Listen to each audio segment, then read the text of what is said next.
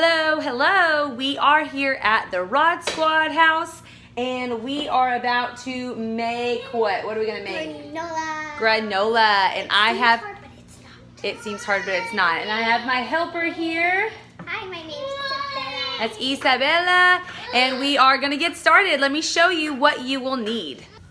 All right, here is what we need to make. We are going to be making a chocolate granola today. It was inspired by a box that I used to pick up from Trader Joe's, and with everything with the lockdown, the quarantine, I haven't been able to go, so I just decided I'm gonna make it myself. So we are gonna need oats and cocoa powder, obviously to make it chocolatey. I'm gonna throw in some hemp hearts for extra nutrition, almonds, and salt, and that's all the dry ingredients. And then over here, we've just got maple syrup, coconut oil, and I'm gonna throw in a little bit of vanilla for extra flavor. I use a big pan like this to go into the oven. You'll need a really big bowl to put everything in and a couple cup measures. So that is what you will need to get started.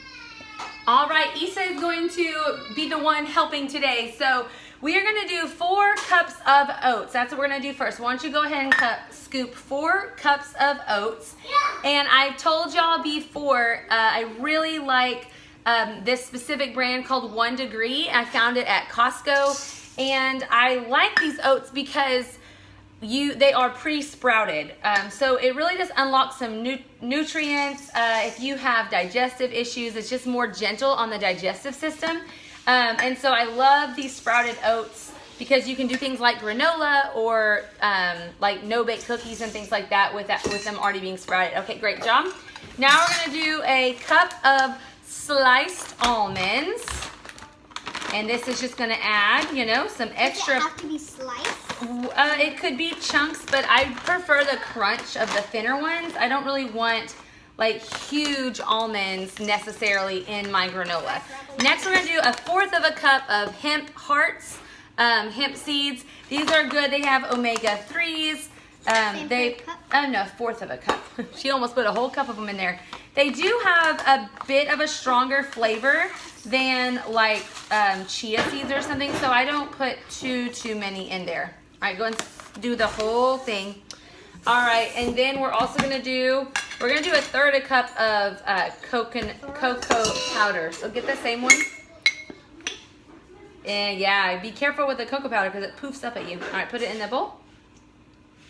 All right, and I am not a precise baker, guys. That was only 1/4 of a cup, so I just did like half more.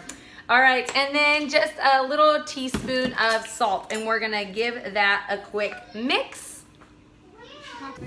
All right, so here are all of our dry ingredients. So y'all saw that I mixed in hemp seeds. I am, you know, right now I just decided I'm gonna add in a little bit of chia seeds too. Isabella's gonna stir that up for me.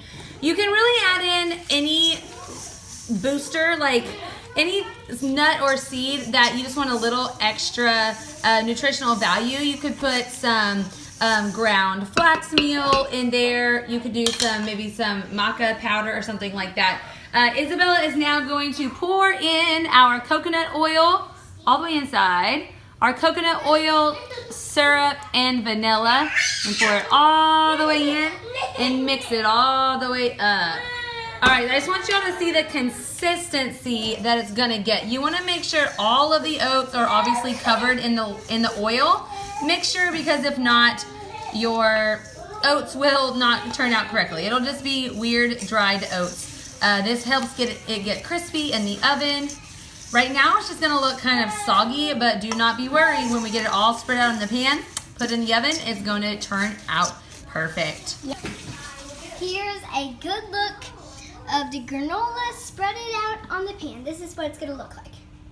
All right, here is the granola fresh out of the oven. I sprinkled on some chocolate chips. I am going to wait until they melt a little bit and stir them around so they make little delicious chunks with the granola.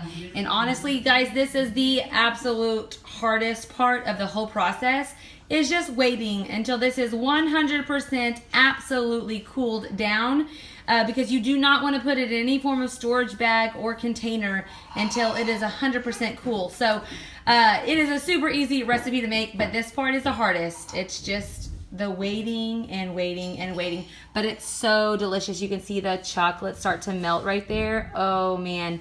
All right, so I'm just gonna stir it around, make some delicious chocolate chunks and let it cool here. There it is. Delicious homemade granola.